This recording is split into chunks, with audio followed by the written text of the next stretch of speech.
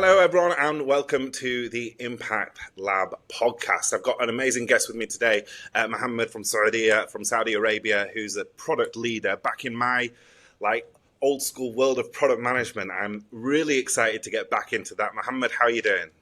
Yeah, assalamu alaikum. It's been I'm doing well, alhamdulillah. Can't complain. Thank you for having me on the show.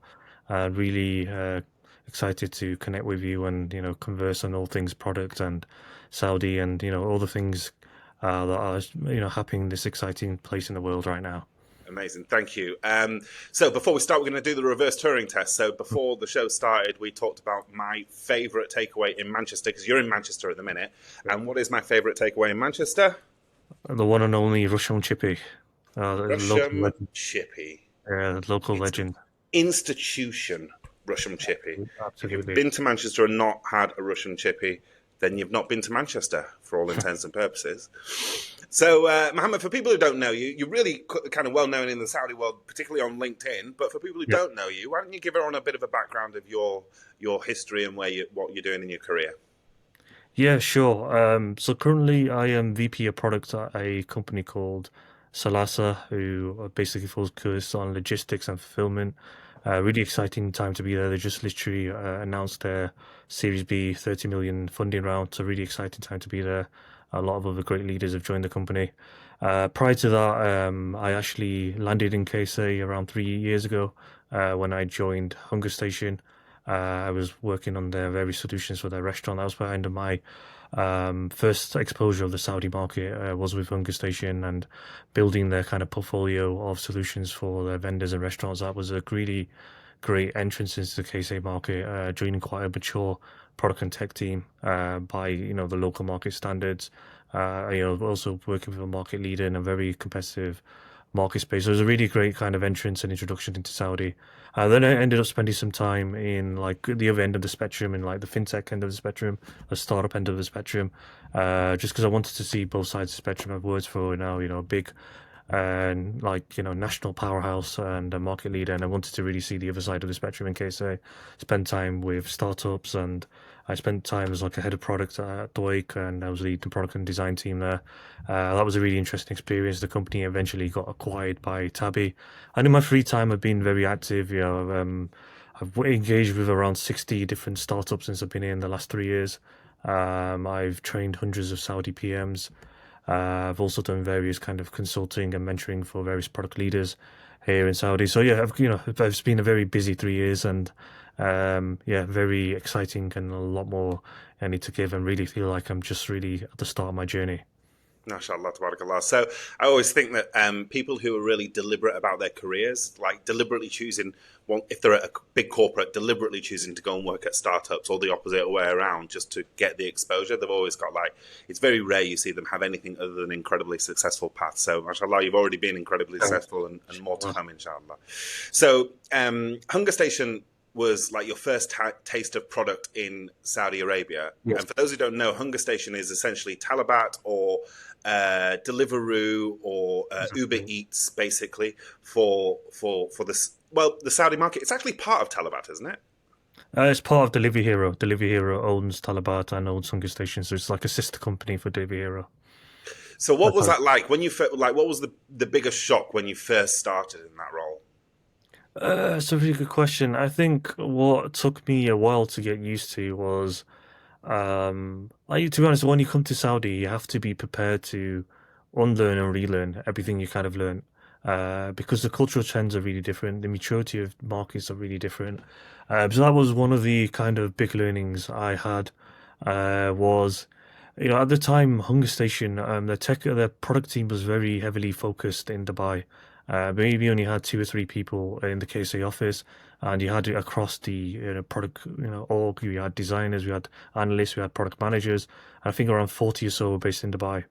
I began to notice common trends in terms of, and these were all really, really smart people, and some of the best talent in the market, really intelligent people. But I began to see Saudi had certain nuances that HungerStation at the time. It's a bit of a different story now. HungerStation are much more locally based, but at the time there was certain nuances that people really didn't appreciate about building products in Saudi. For example, the concept of how you onboard a merchant. Merchants here, they need support. They don't know how to create good menus, or let's just say restaurant owners, they don't know how to create good menus. They don't know how to build, create images and manage operations. These are all things that are new concepts to them. So you kind of have to build product experience and onboarding experiences with this in mind. You can't just build a fully automated tool, onboard yourself, and kalas bet salama. It doesn't work like that in this market. If it was back in the UK and the European and American markets, for sure, I would support such a solution. We all love automated onboarding, for example. But yeah, we're dealing with clients that really don't know how to create marketing. They don't know how to create content. They don't know how to create well-designed operations. They don't know how to track data about downtimes and order dropping. So there's a lot of, you have to really kind of take a step back and really relearn how you do product, because these are core considerations I would never really have as a product manager back in the UK. But yeah, so there's a lot of localized trends and behaviors. Another kind of example that found quite shocking as well.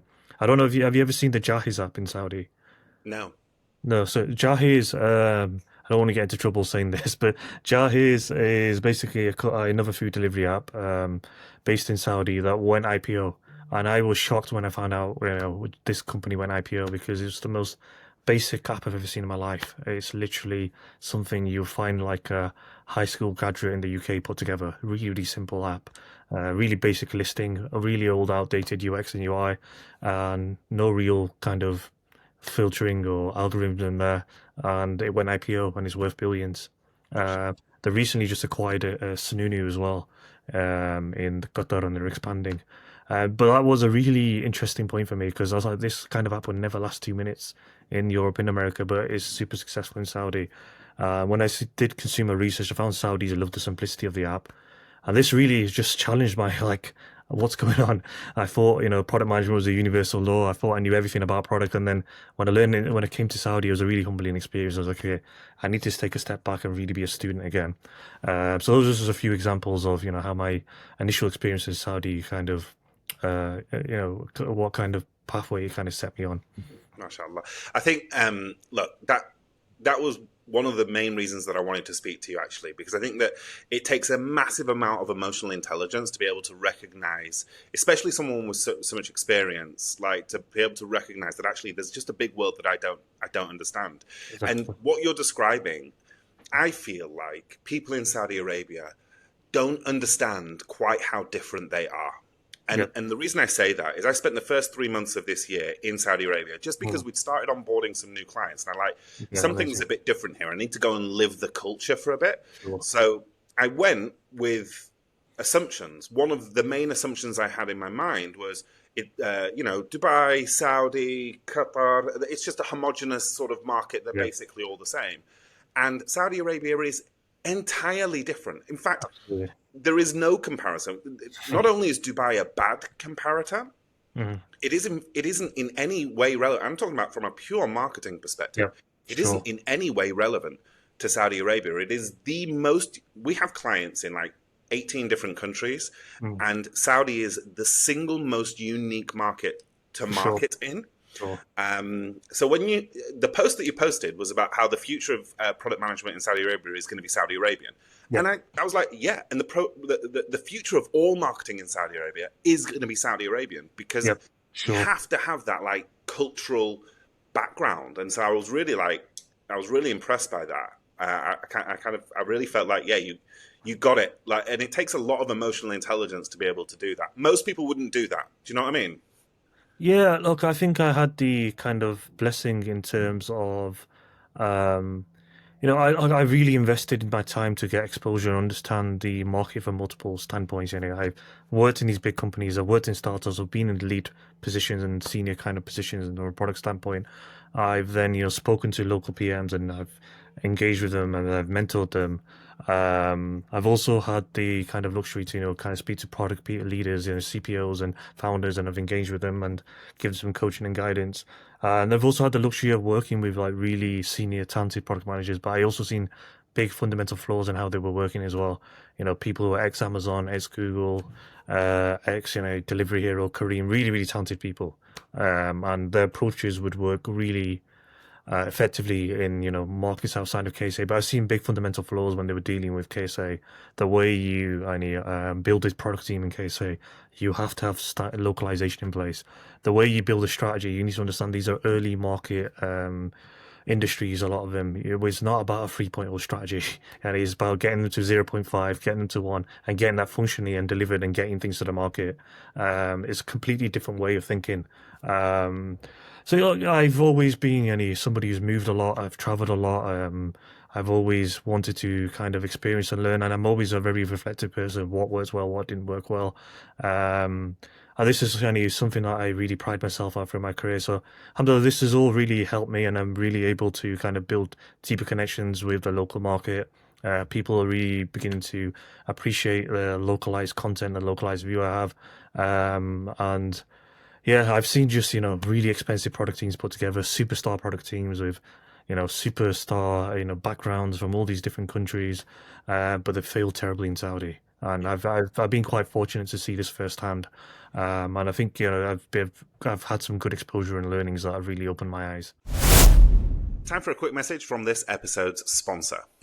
On the Impact Lab, we're all about pushing past the noise and driving real transformation. That's why I want to highlight Al Ufuk. Al Ufuk are based in Saudi Arabia and are a leader in enterprise technology solutions, empowering businesses to truly transform. They specialize in cutting-edge cloud solutions, data and AI, cybersecurity, comprehensive digital transformation, and many services beyond. If you're looking to build an impactful, future-ready business in Saudi Arabia, Al Ufuk provides strategic technology and all of the expertise that you need. All you have to do is visit their link, which is in the show notes, click on Contact Us, and they'll get right back to you. All right, back to the show. It's fantastic. So let's dive a little bit deeper into what are the kind of nuances of product in Saudi Arabia. So are Saudi products, are they like MVP heavy or are they execution heavy? Is it like get to market quick and just see what works? Or is it, no, let's make a perfectly polished product and get that out to market? That's a really good question. Look, I probably think it's more MVP heavy. But I think the challenge really you have, and I want to kind of engage with a lot of startups is this MVP kind of execution mindset is really, really good. It's really healthy. It's the kind of mindset that you need to have. You don't need fanciful 3.0 strategies. The problem I typically see is just a lack of focus. It's trying to, build new verticals, new opportunities, new solutions before you haven't even gone properly MVP. I haven't even taken MVP beyond an MVP, and we're already thinking about things that are 2-3 years in advance. And we ended up getting distracted, and we end up trying to do too many things, and we end up just getting deviating from the mission. And many startups fail for this kind of reason. Is trying to build, having excessive focus and strategy over just a simplistic strategy and executing.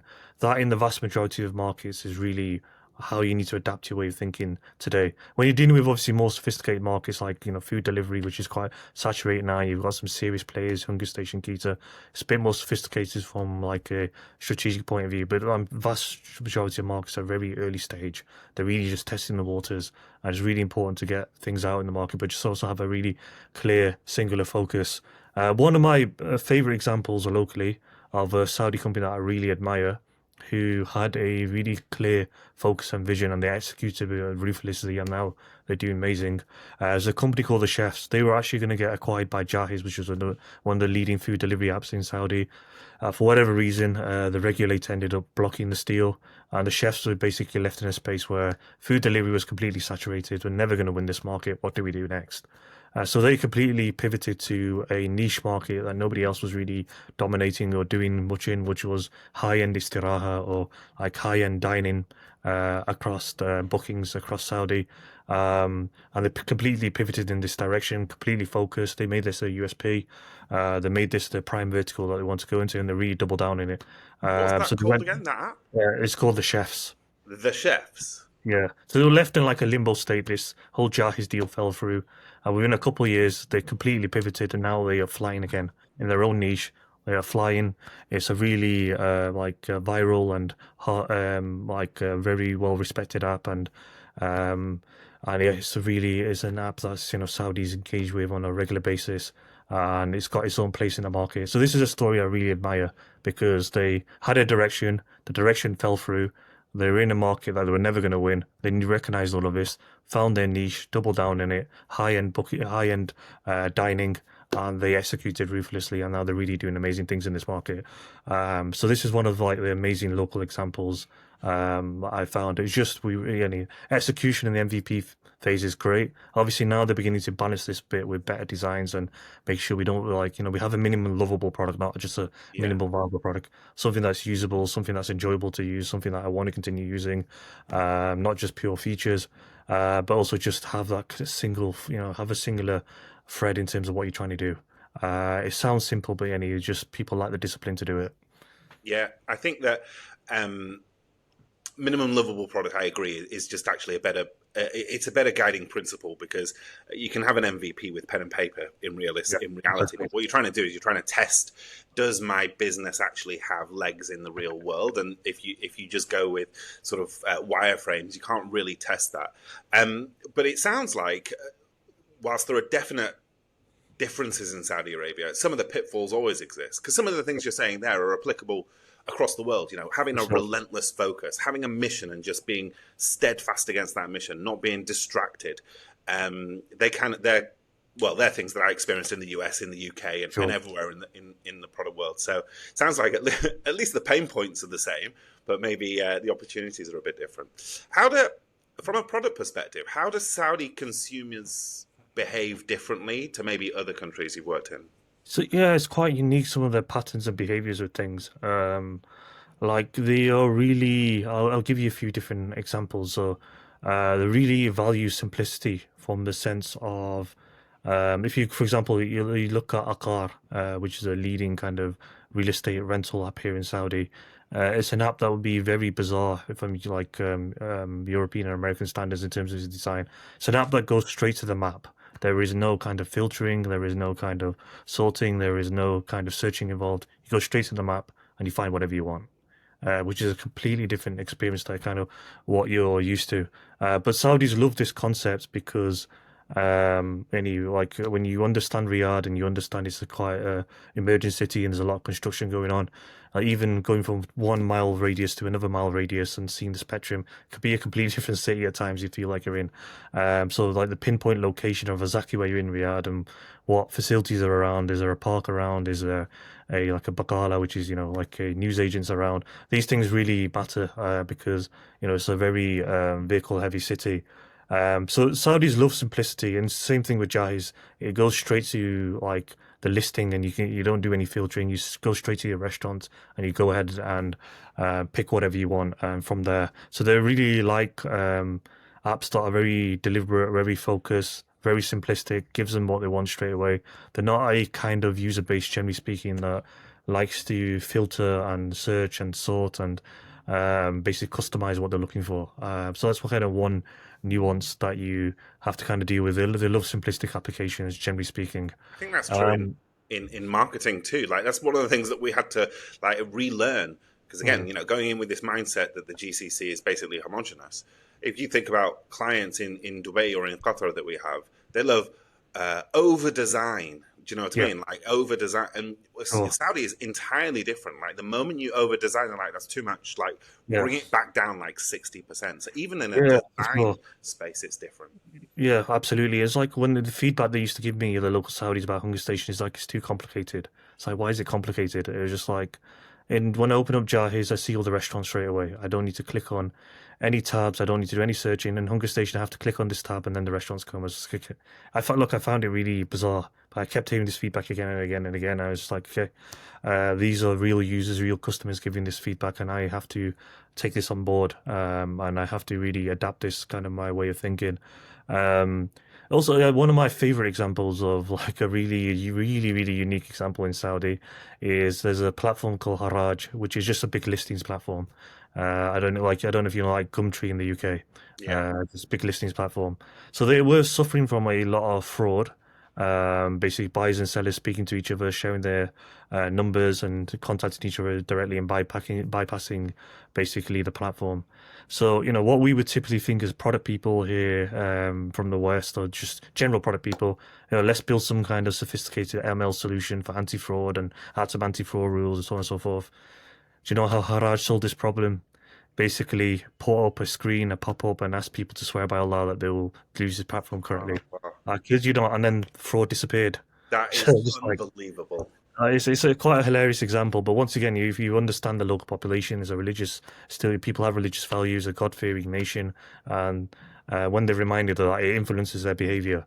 Um, so this is what these are some kind of examples that I found locally in terms of the way you deal with that. But it needs to be a focus on simplicity. And the big challenge you have, as a lot of companies have, how do you go from being a simple single thread app to being like a super app that has multiple threads? And there's multiple approaches that you can take from this. You could potentially provide a light version, potentially focus heavily on personalization. So you offer all these different services, but you really personalize on a user level. So it's simplistic to that individual user, but you're maybe more complicated in terms of your business offering. It's a challenge that people are trying to figure out in the market. Also, a lot of sensitivity in terms of that. I really found quite unique about this market. They're highly sensitive in terms of your language and the marketing that you use. You have to, the way you speak to people from Jeddah is really different how you speak to people from Riyadh. And they're really sensitive. If this doesn't sound like a localized Riyadh slang and the localized Riyadh, protocol, so to speak, people would disengage with it. They really value that local voice. If you just use generic Egyptian Arabic that's, well spread throughout the Arab world, people will disengage. Even the way you market, if you present marketing in a way where, I don't know if you've got Westerners in your marketing campaigns, if you've got Egyptians, people once again they disconnect from these things. It means a lot. Their national identity means a lot for them. Even to the point where we were interviewing merchants recently, and one of them said to us during these interviews that whenever your finance team sends us invoices, we delete it because it's in English. I don't want to read it in English. So, so the national identity and the Arab culture is really, really important to them. So those are some of the nuances that I found in this market. Yeah, that's one of the things that I found a little bit strange. I think it's because it's a country in transition. Is that on Yeah, the one hand, it's extraordinarily ethnocentric. They have absolutely. really high levels of patriotism, Yeah, and they have a huge affinity for local businesses. Huge absolutely. affinity, way more Absolutely. than even like other Western nations, which are extremely nationalistic or ethnocentric. But at the same Oh, time, they're very open to bringing knowledge in, like many of the other GCC countries. What I think is a bit different in Saudi Arabia, though, is that they bring in talent like yourself, who are willing and able to engage in the local culture. Because again, these sound like little tiny things. Having copy in a Jeddah dialect versus a Riyadh dialect, that sounds like such a minor thing, but that is quite literally the difference between someone engaging and not engaging in a campaign. exactly. So it's it is a really unique market from that perspective.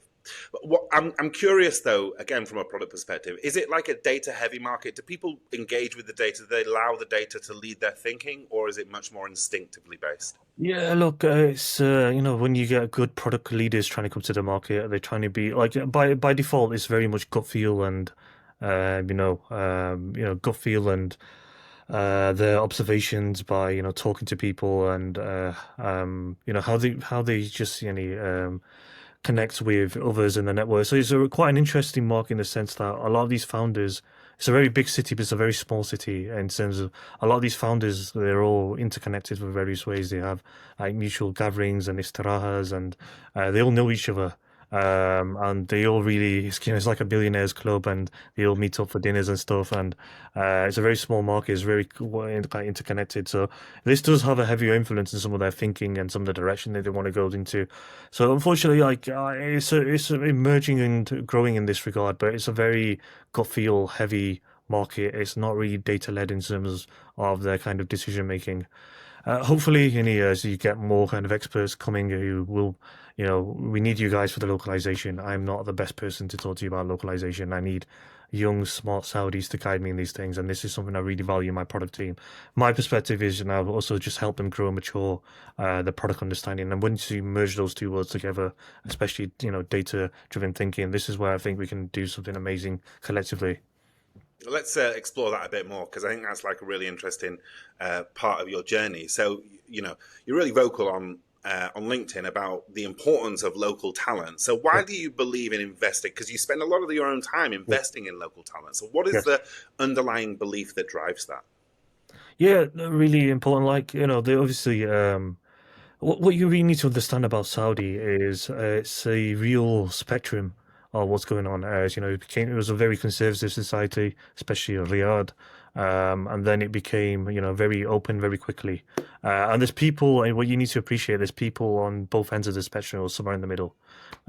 People who still have their own traditional values, and that's really really important for them. Which is great, and there's some people in the middle and some people who just really want to explore what's out there. So it was really important to understand these things because there's certain exposures that we had in our lives in the UK that people have never been exposed to in Saudi, and they're really beginning to be exposed to different industries like gaming, entertainment. Fine dining is really opening up now. The sport world of sports. And but they still hold their religious values and their national interests as well. So it's a world that you can't really have full empathy for these people. You haven't lived and breathed in what Saudi was 10 years ago, and you don't really understand like how the families and the kind of environment, the cultures change, and the opportunities have changed, and how Mohammed Salman's vision has changed everything. You haven't lived and breathed all these things. And there's people on all ends of the spectrum, but it was quite a Saudis are also a very misunderstood place, and it's a really you'll meet the people, some of the most nicest, kindest, and most hearted people you'll ever come across. They just have their own ways of thinking and their own kind of journeys that they've been on their lives. But once you connect with them, honestly, they're like the most beautiful people I've ever met, and the most welcoming and the most kind-hearted people you ever meet. You try to out-host the Saudi, it's impossible. They will always be you. You try to go for dinner with a Saudi, they're always gonna make you feel like a stingy Brit. It's just, yeah, they're wonderful people, really kind-hearted people.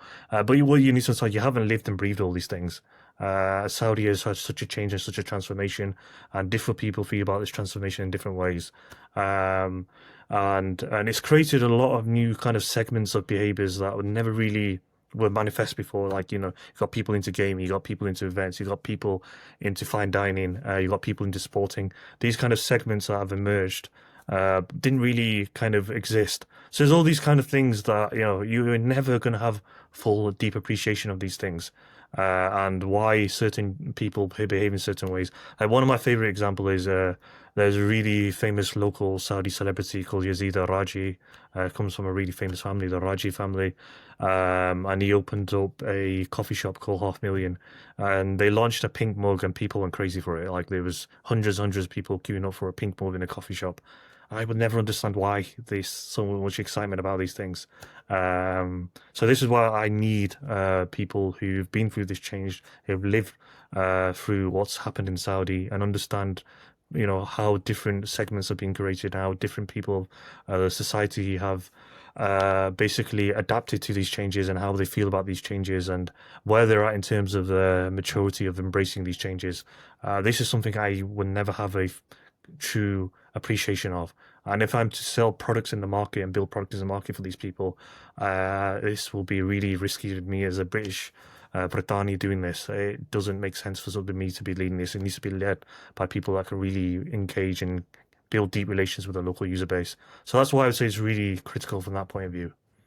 So what are the challenges if you're a young Saudi starting your product career? What are the main challenges that they need to overcome?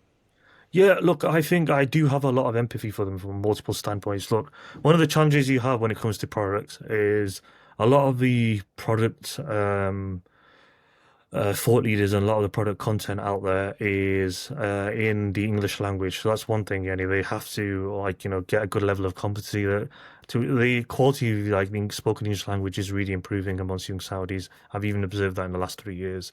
But then obviously there's learning the English language, but then there's understanding the cultural nuances of the English language. So there's understanding to really understand product management.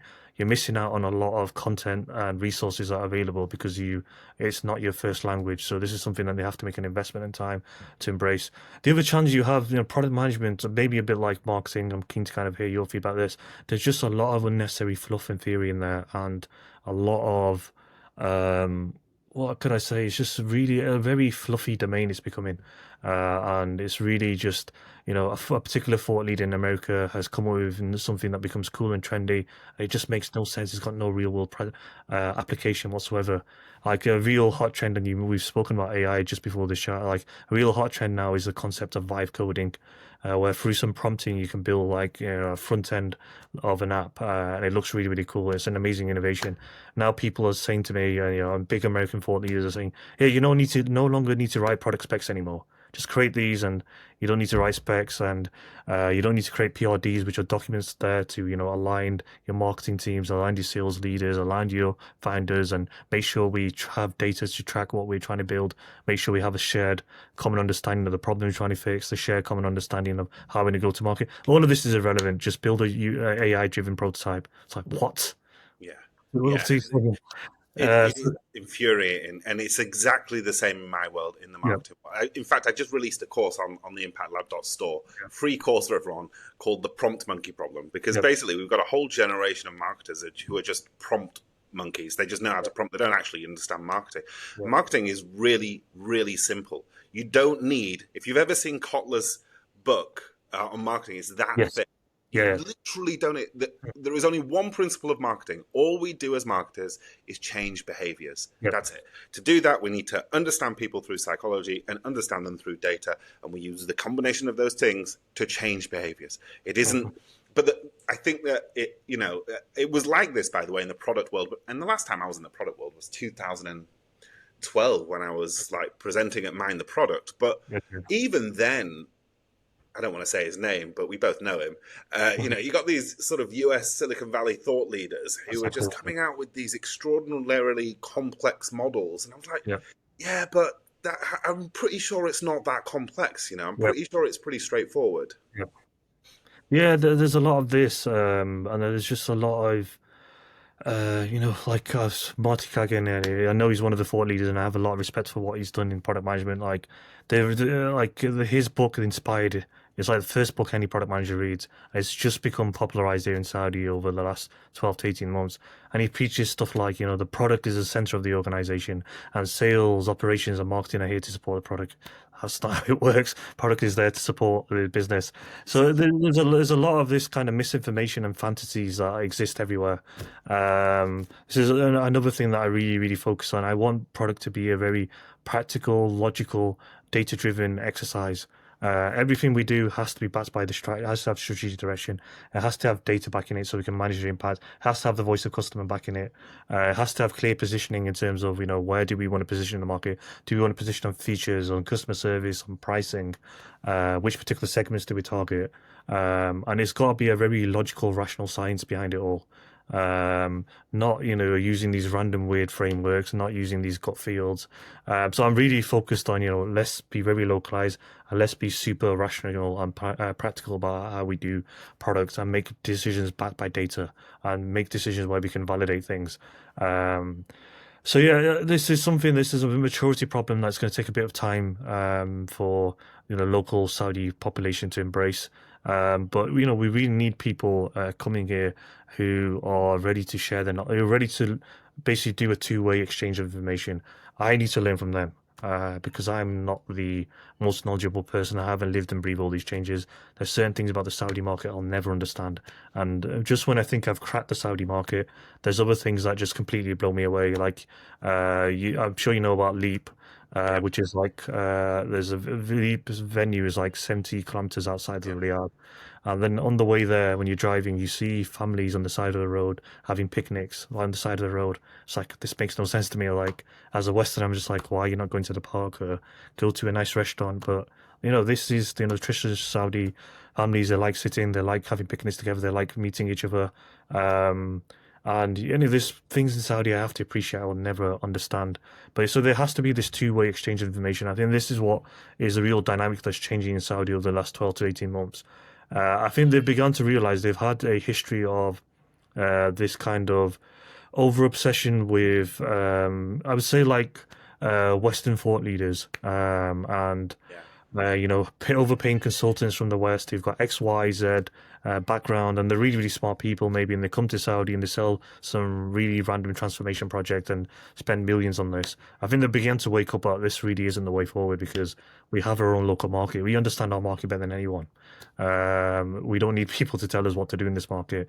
What we need is people to kind of help and broaden our understandings and help us grow in certain disciplines and help us become the leader, the best version of ourselves and the best kind of leaders. But in terms of the local market, the consumers, how to go to market, we understand this better than anyone.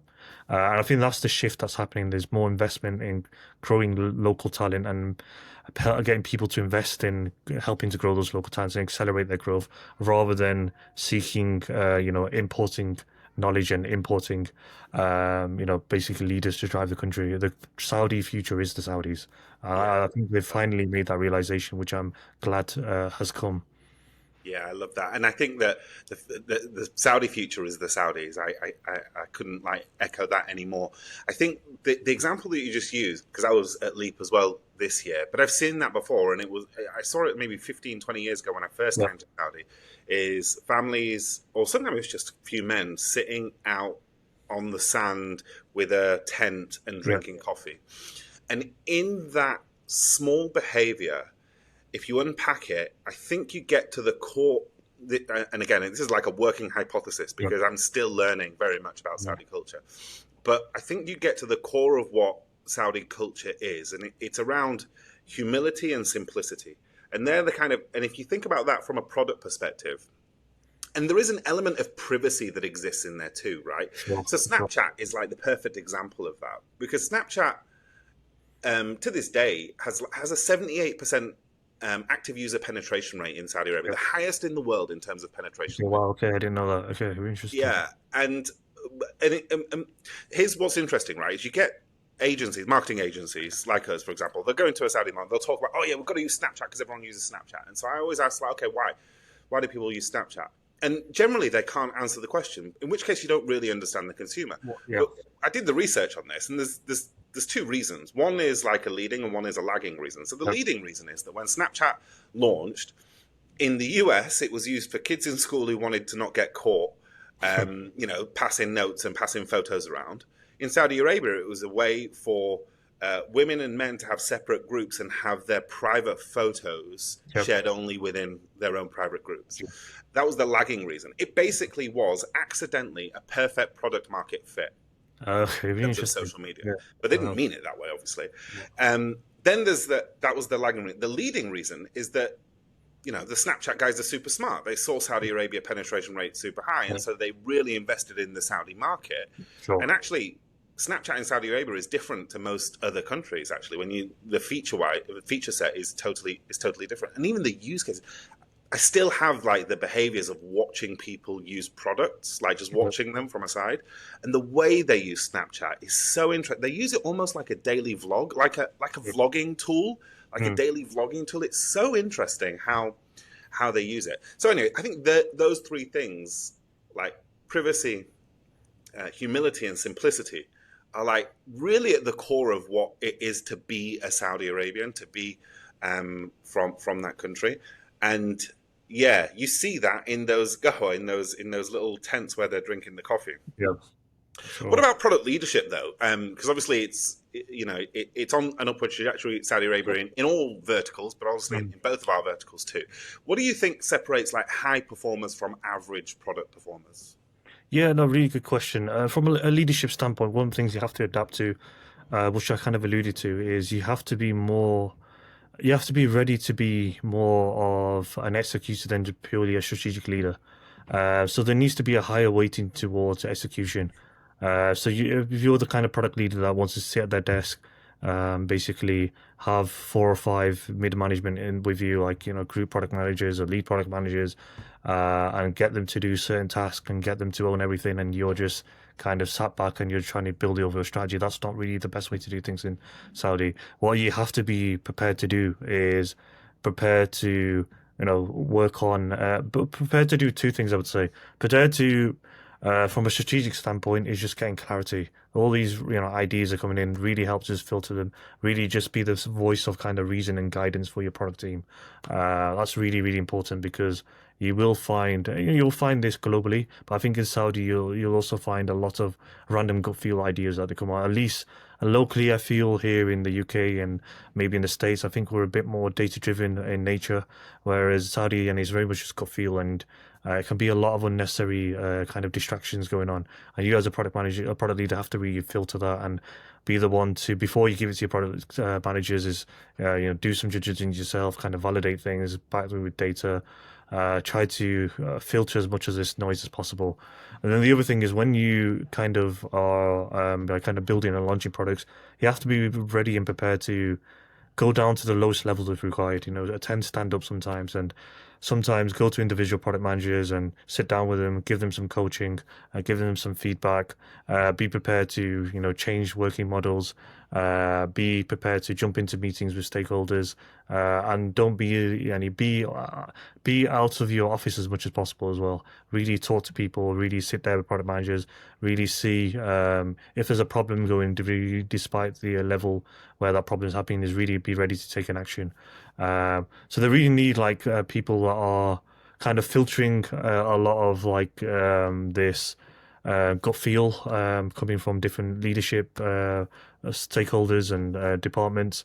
And then the other thing is really being prepared to kind of get down at any level and execute and coach and guide people and making sure that change kind of happens. I would say one of the other things I really, really value is I really focus on two things when I build a product team, and it's really, really important to me. First thing I'd say, and I call it in Arabic, batana tasaliha. I need a honest and ethical group of people working for me. I can't tolerate people who are dishonest, are going to spread politics, especially in Saudi, in the sense that it's very family heavy kind of culture and mindset here. It's really, when you come in, it's just not Muhammed Zaulifqar. He's the VP of product, he's the head of product, and that's him. It's just like, oh no, he's Abu Musa. He has a son called Musa, and he came from Britannia 3 years ago, and he lives in Cordoba, and he likes coffee, and he loves to drink karak. They're really, you're really an extension of the company, and they really want to get to know you, and they really value your identity and your personal relationships. And you really have to invest in these things. You really have to have a stronger level of people and social IQ. You have to really know everybody, and you should know everybody's kunya in terms of he's Abu Ibrahim, he's Abu Ahmed, kunya being the name of their children. And really understanding, people with different things that are going on in people's life, or how was this, and how's your family doing, and so on and so forth. It becomes an extension of your personal life, gets thrown into work. Those are some of the kind of things you have to just do. But going back to, so I want people who can embrace this kind of culture and build relationships with people. Tensions will always be there, but then the mutual respect and that layers are always there to kind of get over these tension and the hurdles. The second thing is I really value people who are ready to get their hands dirty in execution. And I look for a sweet spot in people in their careers. Smart young people who know the foundations of product. I don't have time to teach people A to Z of product. They know the foundations of product. So they've maybe got 4 to 5 years of experience, and they're really smart, really sharp. They just need coaching, and their tools just need sharpening a bit. But in return, I've got people who are smart and are very enthusiastic and want to learn, want to get their hands dirty. These are the best kind of people in Saudi, honestly, that I found. And they also understand the local market as well. Because with these kind of people, they're going to physically make the change happen. They come into work with optimism and learning and want to make things happen. They also, embrace the kind of environment required for effective collaboration. All I'm there to do is just make them 15-20% better and just give them some coaching, sharpening some of their tools. That's very different to how I would approach building a product team outside of KSA. But those are the elements that I've seen work really well, that I really kind of try to double down on. Yeah, I just want to dive into that last point you made there around effective collaboration, right? Because product management is at the nexus of so many different departments. Sure. It's just like you're leading without any authority in all of these different departments. Is that any different in Saudi, and how do you manage that, like leadership without authority dynamic? Yeah, once again, of course, it's the same thing in Saudi. But I think one of the things is that is really, really critical. Your ability to kind of build relationships with people is super critical. And that's basically going to open doors for you or close doors for you, in all honesty. If you're able to build personal relationships with different stakeholders, and you're able to engage with them, you're able to show, your authenticity as a person. You're a kind-hearted person. You're just here to work, and they can open up to you, and you're able to kind of bring them into your personalized world. This is your personalized journey. These are, I'm Abu Ibrahim. I've got a son called Ibrahim, and this is, I'm a big Al Nasser or Al Hilal fan, whatever it may be. And this is a kind of, office banter that happens, and fun, what happened with Al Hilal. Yeah, so, it's quite a very vibrant office kind of community. And if you're able to embrace this and embrace this warmness with people, and, also things like, be really humble. Like you mentioned, the pain of humility, uh, like be the kind of person that will sit there and go for lunch with his employees, and really get to know them and take a break from work, and just be a normal human to them. They really value this authenticity as a person. If you're the kind of person that's kind of cold-hearted in nature, and you're very methodical or very militant, and you just want to get things done, and you don't really have time to connect, that's not really the best approach in Saudi.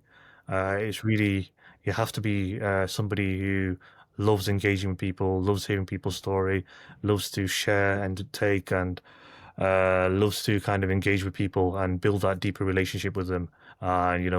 Joke about football and kids, and whatever, kind of the office banter that's going around, and breaking bread with people, praying. It's really like also a warm feeling, regardless of whatever your faith you're about. I mean, just being in the office and people pray. There's a very religious society. That also just really builds, like bonds, and like brotherhood, and with people. So I find there's just a combination of those things that you really have to embrace. You have to be a people first person. Yeah. You have to be somebody who, regardless of you speaking to, in the offices, you have people that are, making, there to kind of do maintenance and make coffee and so on and so forth. The way you deal with him, the way you deal with the CEO, and the way you deal with other people, you're the same authentic person. You don't have an ego. You're here to be humble. You're here to learn. You're here. You care about people. You ask people about their personal lives before you go into work. Before you get into work conversation, oh, how's Ibrahim doing? Oh, did you see Al Nasser last night? Come on, what are you guys doing? People really value these things. And then, we've had a heated meeting because sales wants one thing, product wants another thing, product are not ready to, and want to go in a different direction. We then laugh it off, and then we could then go to pray, and then we go share some food together. And Yeah. it's that kind of culture and mindset in the office that is really, really critical to build, like a strong culture of collaboration, and mutual alignment, so to speak. I think that was the biggest cultural shift that I really struggled to get used to when I first moved to Sudan. Because I think that what you're describing there is true across the Arab world Yeah, for in sure. terms of the workplaces. And I really struggled with that. I've spent my entire career in the UK, in the US, in Europe, and in Australia, and that's wasting time. As that's not like focusing on. In my mindset, that's just Exactly, this is just exactly. nonsense. This is just like wasting time. Water cooler talk nonsense. But actually, it's absolutely fundamental to building trust and building Sure. like those personal relationships. And actually, what it does is it negates office politics. It's like really difficult to have office Really. politics when everyone kind of feels like one family and everyone is aligned on a mission. At first I used to think it was totally superfluous, total waste of time. And Yeah, over the years, I realized that it's actually foundational because when you build, absolutely. in the UK, you got these consultants, these culture consultants, and they're saying like build a family and build an environment where everyone. And the way they do that is by putting in table tennis tables and foosball. Yeah. Whereas in Arab companies, what you tend to find is that exists by default, and the net benefit is a pretty relentless focus on the mission For sure, without the politics, for sure. which is what they want to achieve in the UK and the US with these consultants, but it happens as a natural consequence of being in an Arab country, at least in my experience. Mohammed, I've taken so much of your time, and I've just looked at the clock, and That's- time's flown by. I kind of feel like we could do a 3-hour session here, but I don't want to keep you too long. I want to ask you one last question, though. Sure. So, what do you think is the most underrated skill a product manager can have?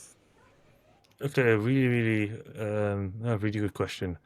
I think the most underrated skill a product manager can have is um, just being very practical and logical. Honestly, it's just being practical in nature, in the sense that I have no attachment to any one way of doing things. I have no attachment to any one framework, any one kind of solution, any whether it's localized or is a more kind of global kind of focus, any particular framework.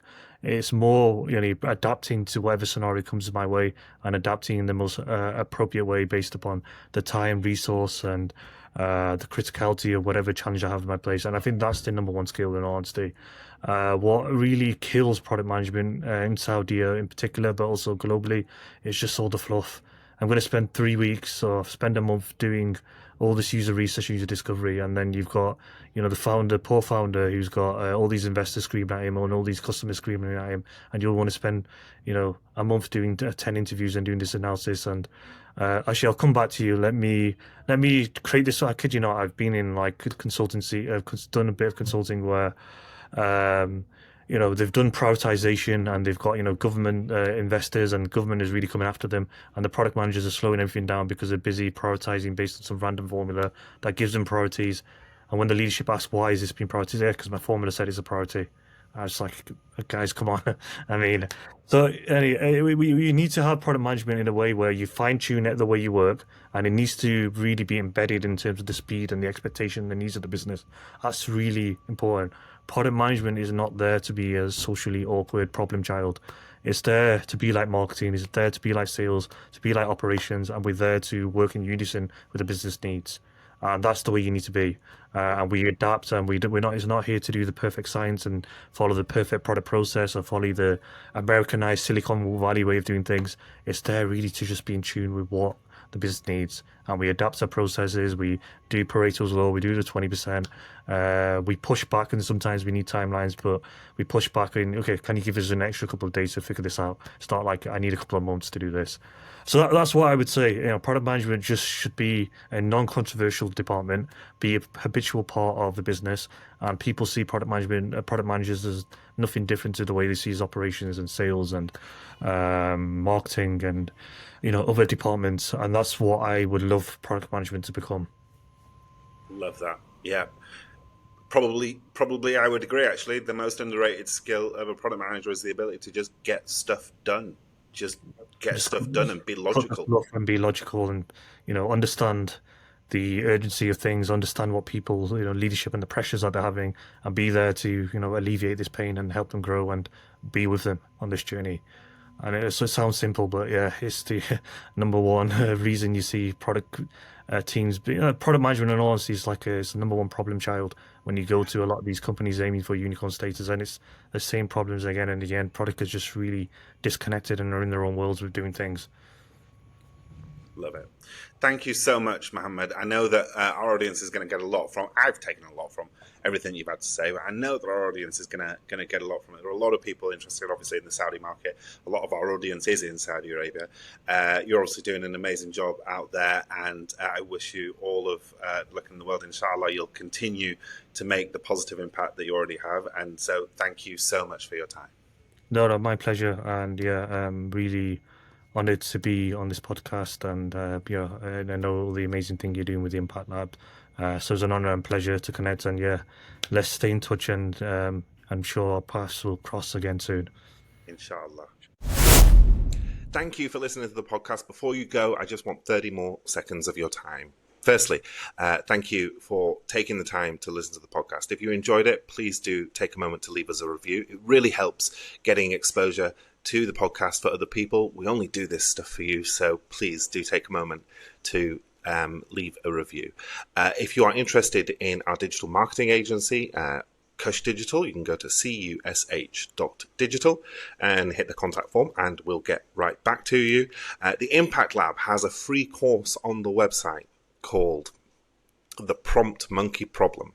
So if you think that you are in that category of people who are using AI too much and not necessarily building foundational skills or foundational knowledge, go to the impactlab.store and you can sign up for the course, entirely free, no catch, no credit card, nothing. Just jump in, do the course, get your certificate, and then start building your own foundational knowledge in marketing.